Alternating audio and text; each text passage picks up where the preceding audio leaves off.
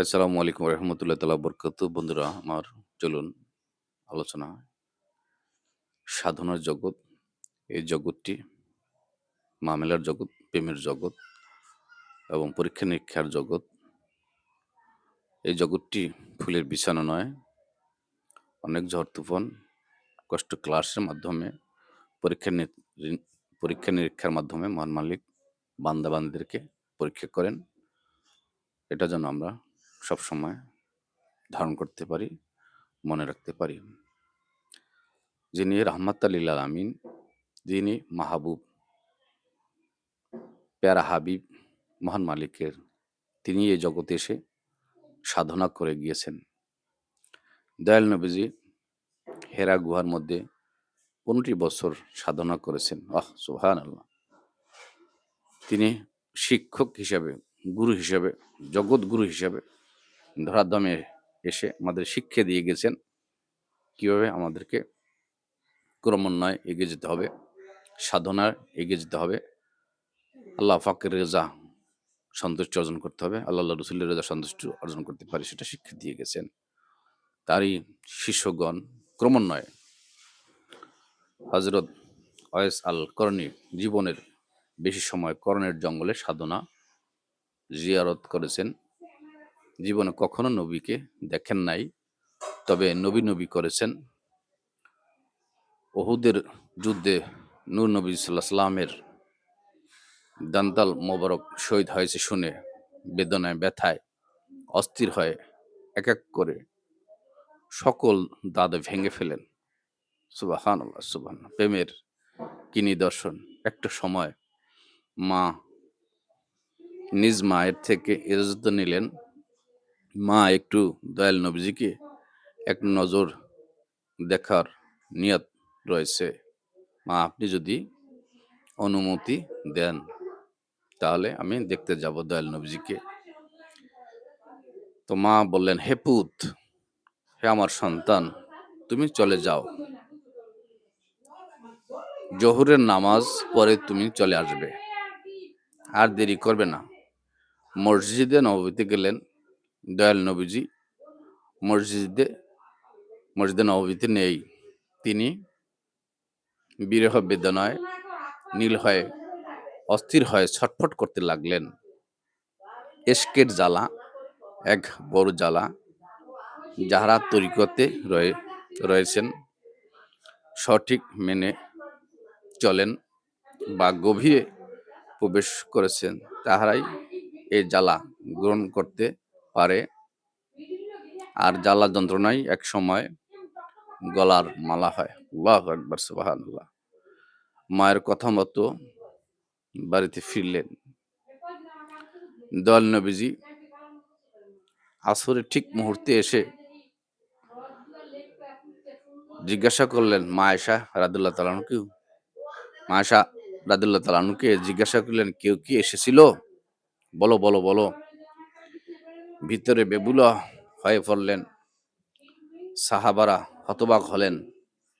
দেখুন, ইশক, মহব্বত, ভালোবাসা, দূর থেকেও দয়ালকে ভালোবাসা যায়, মহব্বত করা যায়, যেটা প্রমাণ করেছেন হযরত ওয়াইস আল করনী রহমাতুল্লাহ আলাইহি। সুবহানাল্লাহ। এইভাবে দয়াল নবীজির শিষ্যগণ, উম্মতগণ যারা এই ধরাধামে আধ্যাত্মিক জগতে মহান মালিকের আল্লাহ রসুলের রেজা সন্তুষ্টি অর্জন করেছেন, বেলায়েত লাভ করেছেন। হযরত খাজা গরিবে নওয়াজ আফগানিস্তানের কান্ধার পাহাড়ে 30 বছর রিয়াজত সাধনা করেছেন। হযরত বরফি আব্দুল কাদের জিলানী ইরাকের নিশাপুরের জঙ্গলে 30 বছর রিয়াজত সাধনা করেছেন, মোরাকাবা মুশাহাদা করেছেন। এইভাবে হযরত শেখ ফরিদ 36 বছর সাধনা, রিয়াজত করেছেন, সাধনা করেছেন, মোরাকাবা মুশাহাদা করেছেন। সুবহানাল্লাহ। বলখের বাদশাহ হযরত ইব্রাহিম আদহাম বলখি রহমতুল্লাহ আলাইহি নিজ বাদশাহী ছেড়ে পীর মুর্শিদ ওলি আল্লাহর প্রেমে নিজেকে উজাড় করে দিয়ে ওলি আল্লাহ হয়েছেন। বলেন সুবহানাল্লাহ। মহান মালিকের প্রিয় বান্দায় পরিণত হয়েছেন। আল্লাহু আকবার, সুবহানাল্লাহ। গাউসুল আজম আহমদুল্লাহ শাহ মেজবান্ডারি ১৫ বছর ফটিকছড়ির দমদমা পাহাড়ে সাধনায় নির্জন জঙ্গলে রিয়াজুদ সাধনায় ছিলেন, বলেন না সুবহানাল্লাহ। গাউসুল আজম গেলামুর বাবা ভান্ডারী রহমতুল্লাহ ১২ বছর সাধনা করেছেন ফটিকছড়ির দমদমা পাহাড়ে, বলেন না সুবহানাল্লাহ। এর সেই গুহায় এখনো ভক্ত আশেকান আমরা জিয়ারত করে থাকি, বলেন না সুবহানাল্লাহ।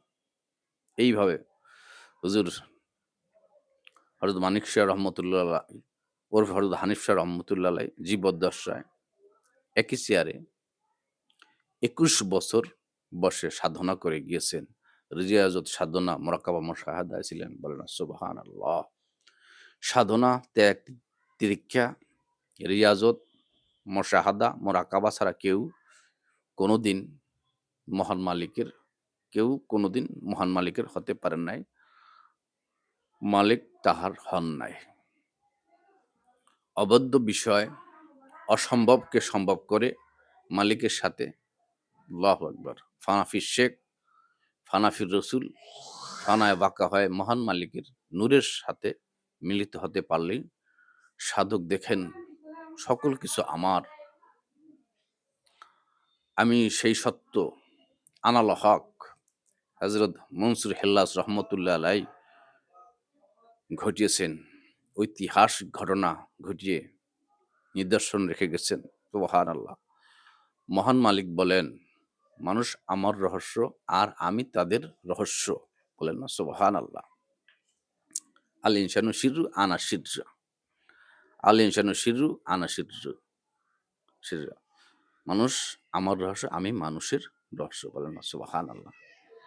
এই অবদ্ধ বিষয় ইশক, ভালোবাসা, মহব্বত ধারণ করতে পারলেই জীবনের মানে খুঁজে পাওয়া যাবে এবং আল্লাহ রসুলের সন্তুষ্ট নেগায় আতায় আমাদের সহিল লতিফা ক্রমান্বয়ে খুলতে থাকবে। ৭০,০০০ সেল লতিফা রয়েছে, সেগুলো ক্রমান্বয়ে আল্লাহ রসুলের স্মরণ জিকিরের মাধ্যমে খুলতে থাকবে।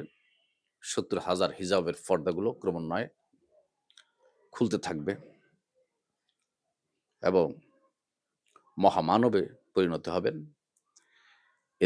এদের সাথে মহান মালিক মিশে যায়, যেমন পানি আর চিনি একত্র করলে যাহা হয়, পানি আর চিনি একত্রিত হলে আলাদা করা যায় না। ঠিক আল্লাহওয়ালা, অলিউল্লাহ, মাহবুব বান্দায় পরিণত হলে তার দৃষ্টি, জবান, হাত, পা মহান মালিকের হয়ে যায়, বলে না সুবহানাল্লাহ। বুখারী, মুসলিম শরীফের হাদিস শরীফ রয়েছে এবং তারা যদি কিছু চেয়ে থাকে, হাদিস শরীফ মহান মালিক তাদেরকে দান করে থাকেন, বলে না সুবহানাল্লাহ।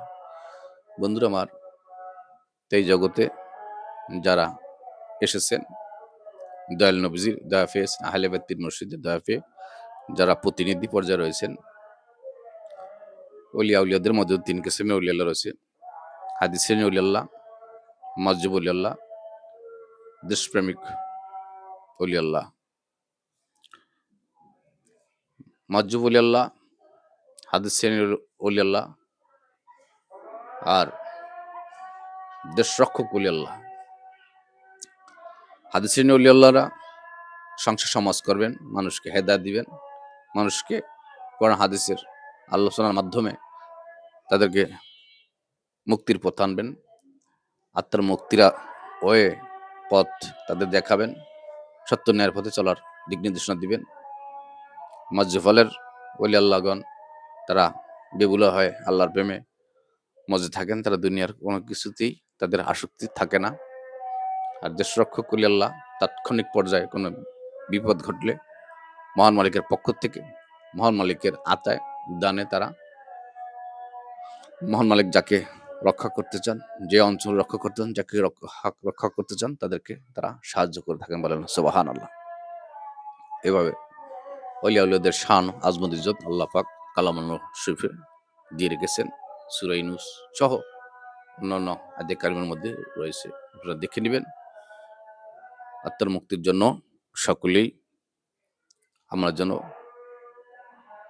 আহলে বাইতকে ভালোবাসতে পারি। আহলে বাইতের প্রতিনিধি যারা জগতে রয়েছে প্রেজেন্ট, বর্তমানে তাদেরকে ভালোবাসতে পারি, জানমাল দিয়ে খেদমত করতে পারি, তবেই আল্লাহ রসুল সন্তুষ্টি হবেন, রেজা সন্তুষ্টি অর্জন করতে পারবো। আমার জন্য দোয়া করবেন, সকলের দোয়া করি। ভালো যদি মনে হয় লাইক, শেয়ার, ফলো দিবেন, সাবস্ক্রাইব করবেন। সকলে ভালো থাকুন, সুস্থ থাকুন। ধন্যবাদ। আসসালামু আলাইকুম রহমতুল্লাহ তাআলা বরকাতুহু।